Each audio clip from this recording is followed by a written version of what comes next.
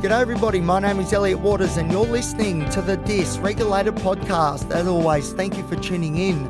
Alright, today's episode I want to spend a little bit of time just discussing the importance of getting things done when things are going good.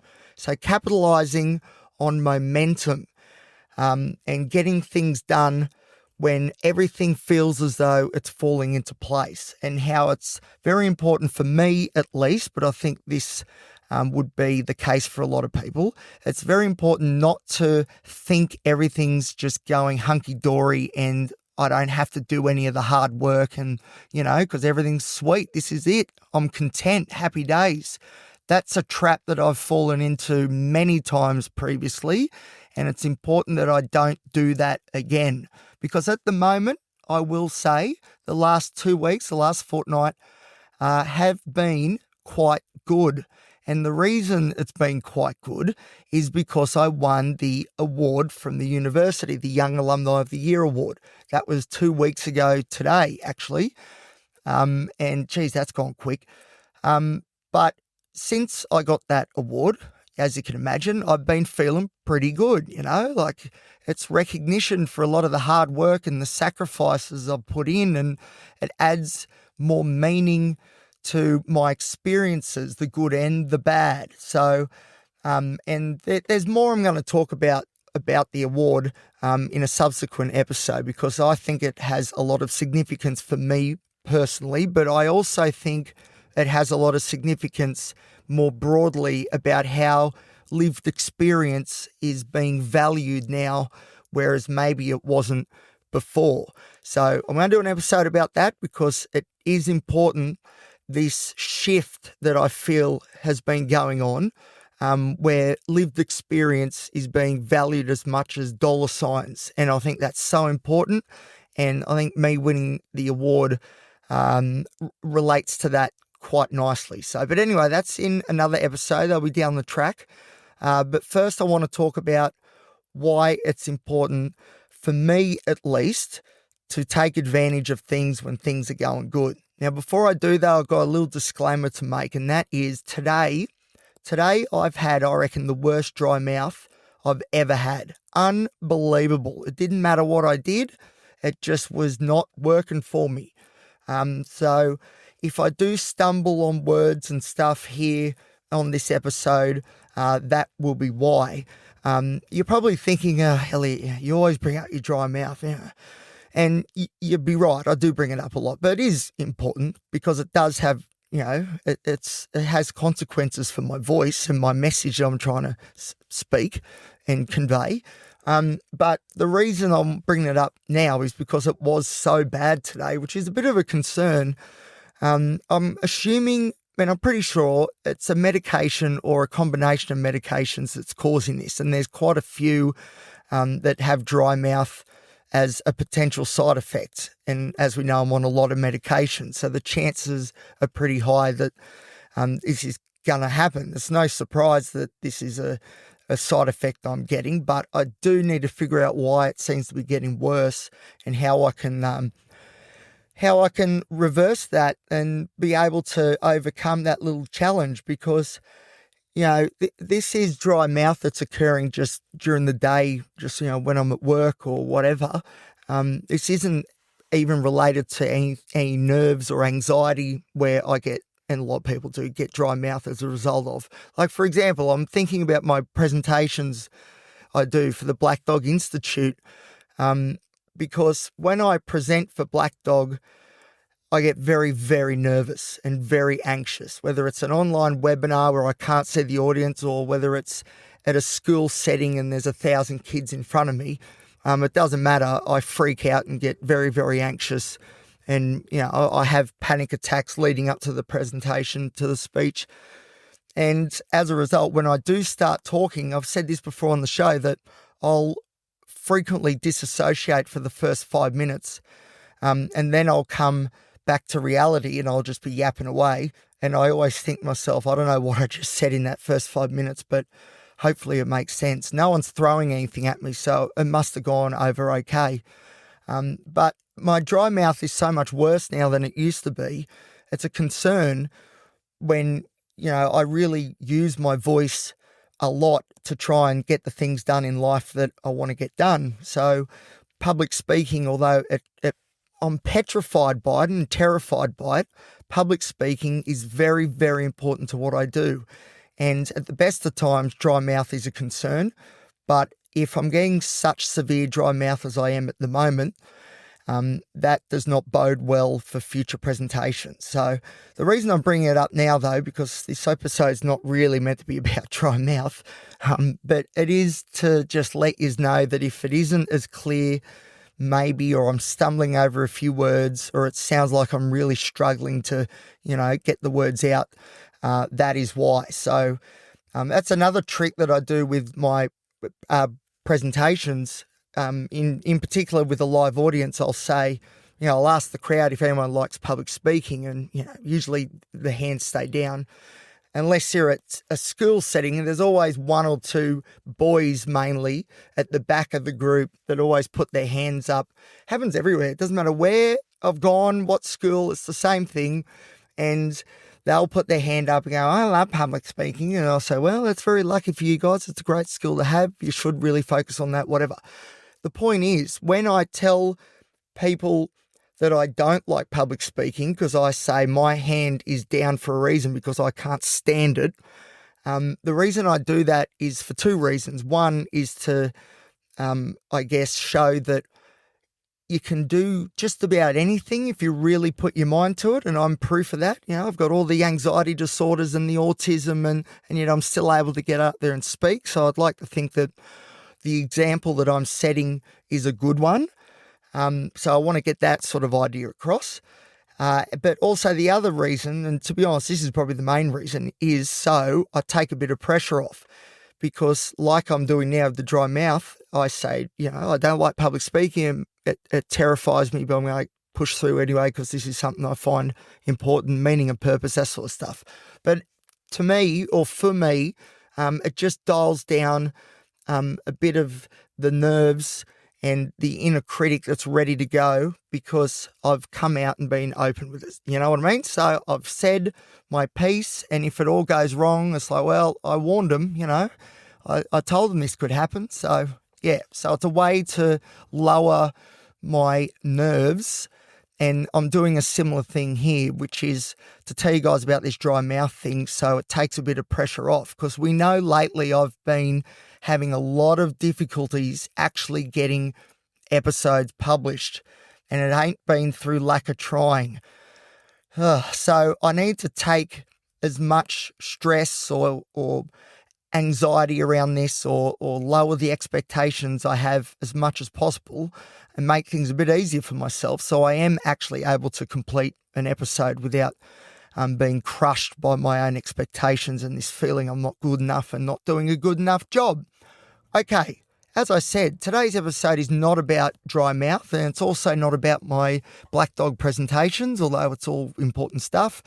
It is all about how I need to take advantage of things when things are going good.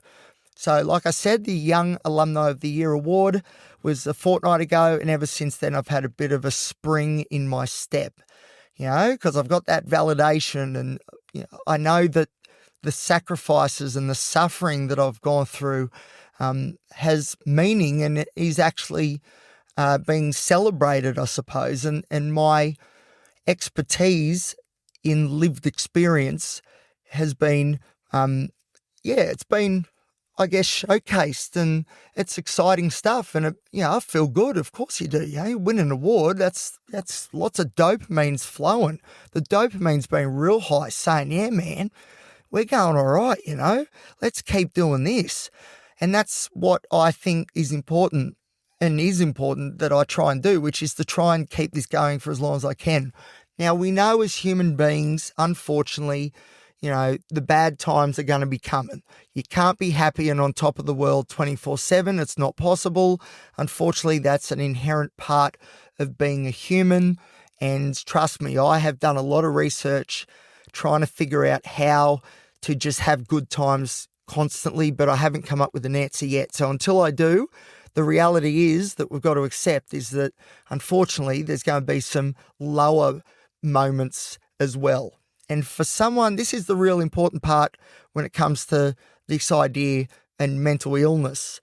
And this goes for just about all the mental illnesses, which is, unfortunately, for people who have a living experience of mental ill health, we know that the bad times, or at least it feels this way, the bad times seem to outweigh the good. And I would definitely say that's the case in my world, my perception of things, which is, I don't know, like for every 2 days I have good, I'll have 5 that are challenging, that sort of thing. So I know the bad-ish times are coming. And I also know that when they are bad enough, and this isn't once every blue moon, unfortunately. You've listened to the show. Well, if you've listened to the show consistently, you would know that these fluctuations in mood is nothing uncommon for me. And the biggest problem I have is the fact that I tend to stay in those low moods longer, a lot longer than I'm in the positive. And that's what happens with mental ill health. That's all part of the deal, unfortunately. We have more bad times than good, or at least the bad times are more intense than they should be, and it outweighs the good. And I know, and this is something that a lot of people will, be nodding your heads at and saying, yep, I'm the same. I know that when I'm not in a good mood and things are not going very well, or the perception of things is that it's not going very well, it's very hard to do anything, beyond the basics. Even the basics are hard. The motivation's not there, lacking inspiration. Instead of having all this energy and walking tall, you're slumped over and there's not much energy going on, you're dragging your feet, that sort of stuff. So I know what I'm like when I'm in the lower moods and I can't get much done other than the real bare basics. So instead of just, I guess, being content with the good times, I've got to be working through the good times. I've got to keep working and strike while the iron's hot, that sort of thing. Because I know the bad times are coming, and unfortunately, because I have mental ill health, those bad times are significant enough that they're clinically relevant. And what that means is that there's significant impairment in function. So the motivation's gone, the inspiration's gone, the positive outlook is gone. So I just feel as though in these moments I'm just stuck. And like I said, I can just about barely get the basics done. And it's true, that these low moments is when even showering becomes difficult, or remembering to brush my teeth and actually eat and, take my meds properly. And although it's not a huge problem anymore, but it used to be.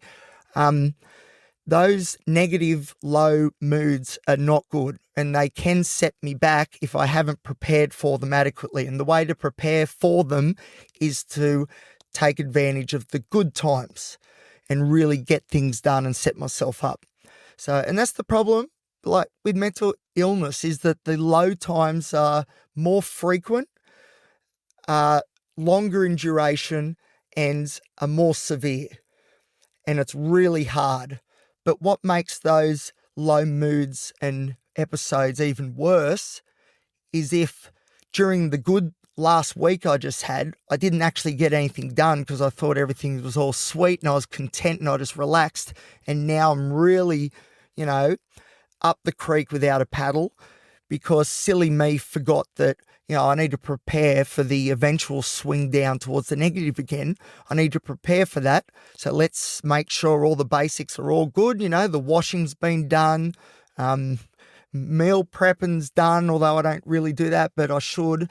The medications, I've got plenty of them, enough of them. I can do all that sort of stuff. Food's bought. Did I mention food? Anyway, whatever. You know what I mean? The washing, I think I said the washing, but clean the car, clean the room, all that stuff. And it's similar with this podcast too. I've got to take advantage of, actually that reminds me, perfect example. If you've been listening to the show long enough, you'd know that as well as talking about dry mouth all the time, I also talk a lot about this idea of overlaying a chart of the podcast episode output with my mood. So when things are going good, I'm sure some of you are going, oh, yeah, he says this all the time. When things are going good, Thankfully, I tend to get more episodes out. And when things are not going so well, it's really, really difficult. So on the podcast front, I am pretty good with this, which is taking advantage when I'm in the mood to record. If I'm in the mood, I really make a strong effort to try and take advantage right there, right then, or at least as close to this realization as possible. Because when I'm not feeling particularly good, that's when my inner critics and imposter syndrome and those other parts of me tend to try and, well, not all the parts, but the inner critic, let's say, is able to get louder because I'm not blocking, I'm not soundproofing my walls to drown out my inner critic because I can't be bothered because I am not feeling good at all. So the inner critic just does its thing and I've got no oomph, no inspirational motivation to push back. I very much have to succumb because the lack of positive emotion.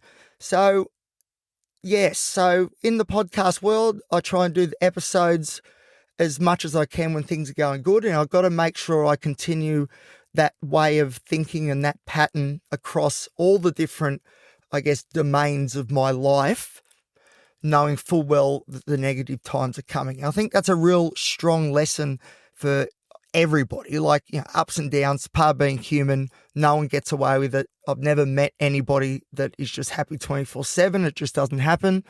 So it's important, I think, for all of us to, when we do have the energy, even if it's just we look at one variable, lots of energy, get active and get things done because it doesn't always last. And then, unfortunately, what goes up must come down again as well. So it's very important for me to take advantage of that. So what that means is that basically when I say taking advantage since the award, what I'm really saying is I need to be getting my resume out there and really being serious about looking for a job that's either in the transport field or the mental health space. And the thing is, I haven't been doing that. I've tweaked my resume a little bit. I've done a bit of work, but I was thinking today, I was like, hang on, have I actually applied for anything? And the answer was no. I've been able to look at jobs because I'm in the good mood. I'm able to look at jobs and see the positives. So ordinarily, when I look at, say, a job role that could suit me, ordinarily, as far as I'm aware, other people, read the job description and what money's being offered and, get a bit excited because you can imagine yourself in this new job and things are going well and you're really committed to the cause and money's good and you can afford things. That's what people, I think this is what people think. Ordinarily, when, for example, you're dreaming about a new job. Whereas me, on the other hand, my default setting is that if I see a job that I would really, really like, there's two things that I tend to think of, and they're very dominant. And sometimes I can't think anything but these two things. And one is that I'm not going to get picked for the job anyway. It's just going to be yet another disappointment. And that's going to cause me to be so depressed. And in my mind, I can already see the rejection. This is rejection sensitivity, very common with ADHD and borderline personality disorder, where you imagine in your mind's eye looking down the track and you're just getting rejected anyway. So, the idea or the feeling then as a consequence is, what's the point of even trying? I'm just going to get turned down anyway. Woe is me. And that's then leads into something called learned helplessness, which is this idea that you don't take the opportunities that can present themselves, but then still feel as though nothing's going right and you're never got a chance to improve your employment, even though there's been opportunities, but you've turned them down. So that's another thing that I fall into the trap of. So there's this rejection sensitivity where I just can see it in my mind's eye, I'm getting rejected, got that email that says thanks, but no thanks. So what's the point of even doing anything about it? Because it feels so real. That's the thing. It's not just I'm imagining the rejection, I'm feeling the rejection. I feel it, the disappointment in my stomach, it feels terrible and nothing's even happened. Nothing's happening. I'm just imagining what could happen if I apply, and I just think of the negative and then I feel the negative too. It's one thing to just be thinking this stuff, but to actually physically feel the disappointment, that's why this is all mental illness. This isn't normal. The extreme way that I and others who have got similar, mental ill health like I do, unfortunately, we see the rejection more frequently, just about all the time. And not only do we see the negative, we feel it as well. Whereas other people, as far as I'm aware, imagine and can see the positives and then are able to dream about, if I got that new job, well, this might happen, then I can do this and this. Whereas I don't feel that way unless I'm in this really good frame of mind like I am now at the moment. But the other thing that I feel with the whole jobs thing is not only do I have that rejection sensitivity, but then I see myself getting sacked and doing something wrong and making a huge mistake. So this is the anxiety component kicking into gear. So the bit I was talking about before, the rejection sensitivity, that in itself is a concept on its own. But that to me, in the way I think of things, is linked with more the depression side of things.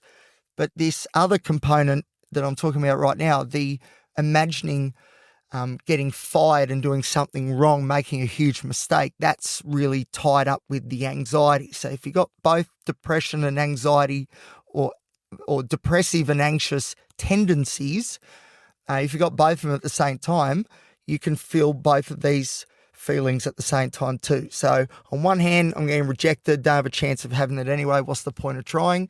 And then, when I do imagine myself somehow being in the job, well, I'm going to get sacked anyway because, it's in transport again, I've dropped something on the forklift or I've crashed or something. So, again, why even put yourself through that? And then I think, I won't worry too much about, trying to get this new job because it's not going to end well. So that's that negative maladaptive way of thinking, because what I've just described there is, these are protective safety mechanisms that our minds have, our brains, our psyches have to try and protect us from bad things happening, right? So this is my fear. The anxiety part is, my amygdala, the anxious sort of neurocircuitry, as we know for me, is dialed up way too high. But me imagining things going wrong, that forces me to pivot away from that potential scenario. So technically, my anxiety is protecting me from what I'm seeing could happen down the track by making sure I go nowhere near that situation. But what that means is I go nowhere near that job.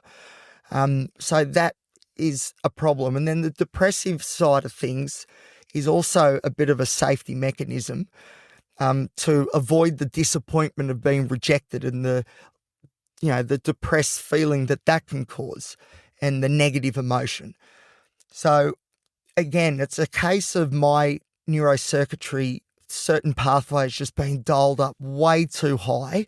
And the result is I don't get to achieve anything like a new job, a new career, earn more money, do something in the field that I'd really like to do, or, use my degree that I'm sort of using but not enough. I stay stranded in my current circumstances, which are not particularly good. I complain about having no money all the time and not doing the work that I'd maybe prefer to be doing, and how difficult that's been and how that makes my anxiety worse. And so I need to find a way to break free of the negative thinking so I can put myself forward and really try and grab a hold of an opportunity, make the most of it, and then, pivot my life back towards the positive. So to tie up this whole spiel with what I was talking about when it comes to taking advantage of the good times, is that in these good times, that are so rare and fleeting for me, but this has been a particularly good one, thanks to the significant award that I won. That it's during these times that I can actually think of myself getting the job and not being rejected. And I can imagine myself being really good at my work and having this great amount of fulfillment in what I'm doing and this motivation to continue and do even better. And I'm doing a great job. How awesome is this? So I'm able to think of the good side of things, but I'm only able to do so when my world is going particularly good. So when it is going particularly good and I can imagine these good things, let's get the resumes out there. Now's the time to strike because I'm freed of my negativity for a limited time. So let's take advantage of this, get the resumes out there and go into these interviews, if I'm lucky enough to get them, with this confidence and the momentum that is behind me. Let's take advantage. Let's get some wins on the board, because then that will cause more of these positive ways of thinking and mindset. So it sort of becomes a reward circuit that then rewards itself. So the positivity allows me to then apply for jobs and believe that I can do a good job and not have that imposter syndrome dragging me down and being able to nullify the inner critic. Then that can lead to a new position that I really wanted and I got the job that I wanted. How amazing is that? Which equals more good times. So the more good times, let's take advantage of that again. Let's now, a plethora of things that I would like to pursue that maybe I can only do so with my full ability when things are going well. Pick out something else. So relationships. There we go. Dating. Yeah, perfect example. The other important thing in my world that's not really going anywhere. So good times, get back into the dating scene, actually imagine that the date could go well and actually imagine not too much. You don't want to go over the top with these things, but imagine that the date goes well and you meet someone that's pretty cool and you seem to get along. Actually believe that that's a possibility and then go after it. Make that a reality. But I got to do these things when things are going well, because when everything's falling apart, there is no way I'm going to put myself out to go on dates again. No chance. There is no way I'm going to back myself in a job interview for a position that's, quite has a lot of responsibility and stuff. There's no way I'm going to pursue those things when I'm feeling like absolute garbage. And as we know, more often than not, unfortunately, I feel like absolute garbage. So that's the point that I'm trying to get across, especially for people who think a bit like me. For you guys that are listening and going, yeah, that's what I feel. He's doing it again. He's saying how I feel again. What's going on? What's going on is that, this mental ill health phenomena that I talk about is not uncommon. Believe it or not, there's actually a lot of us that go through this sort of stuff, and it's very, very, very difficult, very challenging. But there are ways around it. And for me, I think one of the biggest ways I can overcome that negative inaction is to take advantage when I've got that good feeling behind me and making it happen. And like I said, good feeling, go out on a limb, get a good result, more good feelings, then do it again, but for a different domain. So career, into dating, and then who knows what else. So that's the story. But again, this is important for anybody. Everybody has good days. Everyone has bad days, as we know. It doesn't matter. That's part of being a humanoid. I think it is important for all of us to take advantage when we can. And I just want to finish off too with what you shouldn't do during the good times. And that is, and I alluded to it earlier, and I'll just talk a little bit on it just as we finish here. The thing that is important to avoid falling into the trap of when things are going well is to think that, things are going well. I can put my feet up and relax a bit. I'm content with the world. How good's this? I'm going to take a bit of time to relax. Now, some people would advocate and argue that that's exactly what you should do. And, that's fine.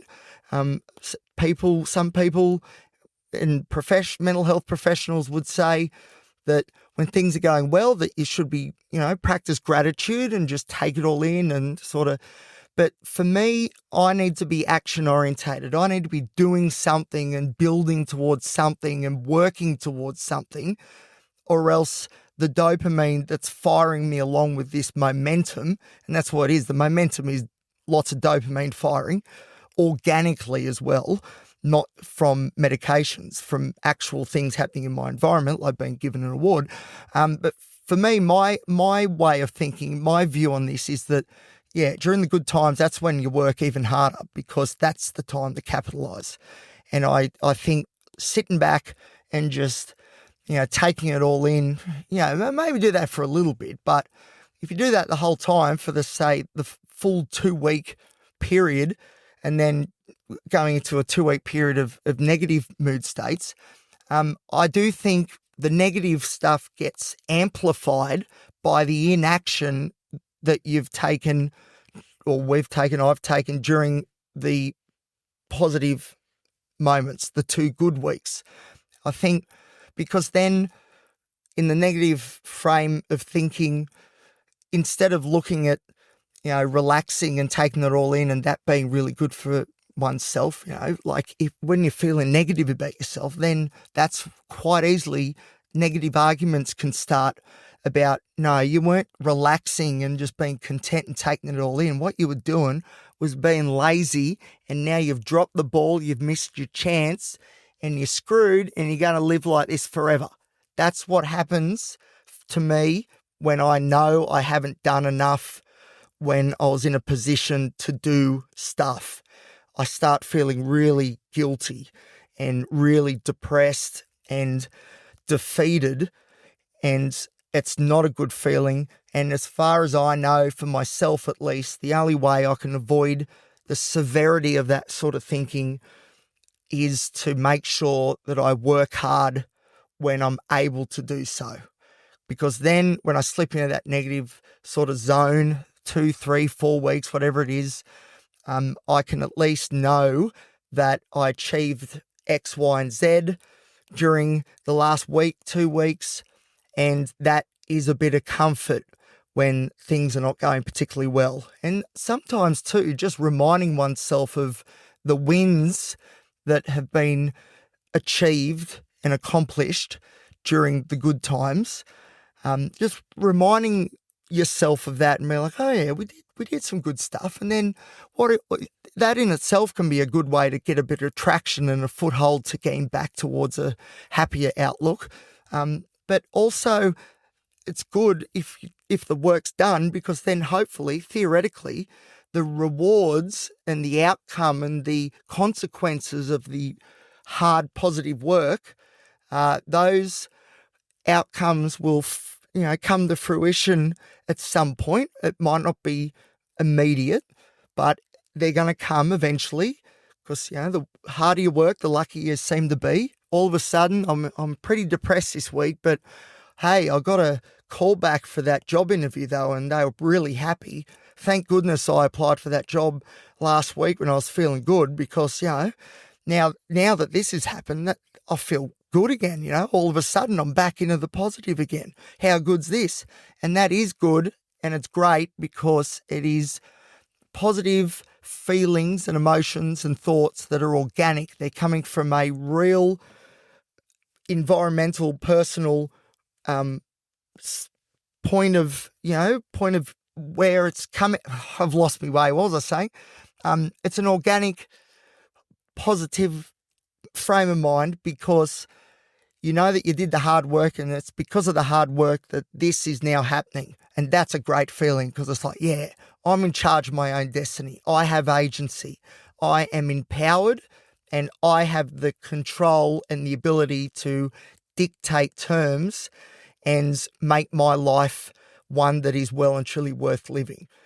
Whereas if you don't take the steps, then you leave yourself open for big trouble. Or at least that's what happens for me. So there you go. That's my story. That actually is a lot longer than I was thinking. I hope that makes sense. I feel like I might have repeated a few sort of concepts and maybe gone over it a bit over and over again. And I'll be completely honest with you, my inner critic is just firing big time right now. Big time. You know, that little stumble over words just, I don't know, probably a minute ago, I just had a little fumble. I was very close, seriously very close in that moment to press stop and then press delete. And I've had to really consciously stop myself from doing that because that would be 35 minutes of gold, of absolute amazing material lost forever. And seeing as though it is 20 to 2 in the morning right now and I have work at 7 a.m., it's pretty important maybe that I continue to save and publish this episode because there is definitely not enough time to do it again. So it's got to be this one. But I think overall it went okay. I think I got the point across.